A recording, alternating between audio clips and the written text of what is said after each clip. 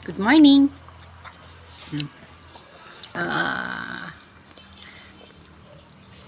Aalis ako pero before ako alis, kain muna ako ng manggay. Nag-trade kasi ako. Actually, kumukuha kanina yung kasama ko kaya nagpaano din ako ng 2 piraso. Kailangan kong umalis ngayon para mag-deliver ng bags at the same time maningil. Kasi grabe, natabunan na ako ng parcel. Actually, kahapon abot ng 12,000 plus pero inuna ko na lang yung 3. So, i-deliver yung iba ngayon. Yung worth 5,000 lang nakuha ko kahapon. Tapos, i-deliver ngayon yung 7,000 plus. Kaya before nila i-deliver, kailangan ko nang umalis para maningil din. Wala na. Out na lahat ng pera ko, pati ipon ko. Diyos ko. Kaya, siguro by next week, kontrolin ko muna yung pagmamine. So, para hindi ako ma-stress sa ano yan, sa budget. Kasi lately, nahirapan akong sumingil sa mga iba kong reseller. Ang sabi na naman this week na naman daw kasi hindi pa sila nakasingil sa mga buyer naman nila. Kaya ngayon, may pupuntahan ako.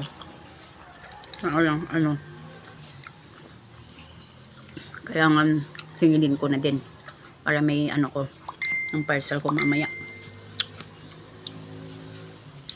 Hirap pa lang ganito. Kasi anyway, nag-e-enjoy pa naman din ako at the same time. Kasi lalo na pag nakikita ko yung mga collection ko na bag, ayos lang. Mister ko lang minsan ng magre-reklamo kasi pag ganun na kulang na yung budget ko.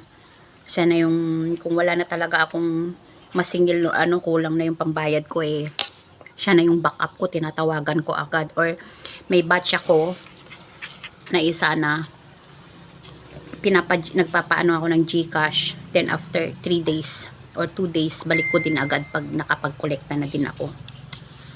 Hay, buhay negosyante talaga, grabe. Pero mas gusto ko na rin to kaysa yung dating dati kasi nagpapalending ako pero na-stress ako dun. Kaya ayoko nang balikan pa yun, yung lending. Sakit ng ulo ko doon, nagka-problema ako ng super laki. Para hanggang ngayon, hindi ko pa nasingil yung mga iba. Tapos na, start na naman ako. Subukan din namin tong na magke-catering this week. So, may customer kami this coming Tuesday hanggang by Sunday kami yung magki-cater. Bali may marami kasi silang bisita. Actually, itong binabanggit ko ate ko. So, kami daw magki-cater sa kanila. Yung menu namin by Tuesday hanggang Sunday. Kami mag-provide ng mga merienda nila kasi around 20 people yata yung darating na bisita nila bukas. So, by Tuesday hanggang Sunday, kami na yung bahala sa merienda nila. O, diba? Ate ko na naman. So, ganda-ganda talaga ng may ate. Konti na lang. Tapos, sabas kami ng anak ko. Hindi pa kami ng breakfast. Saka kasama ko magde-deliver. Then, libre ko na lang siya ng magda-drive-thru na lang kami. Nabansay? This one.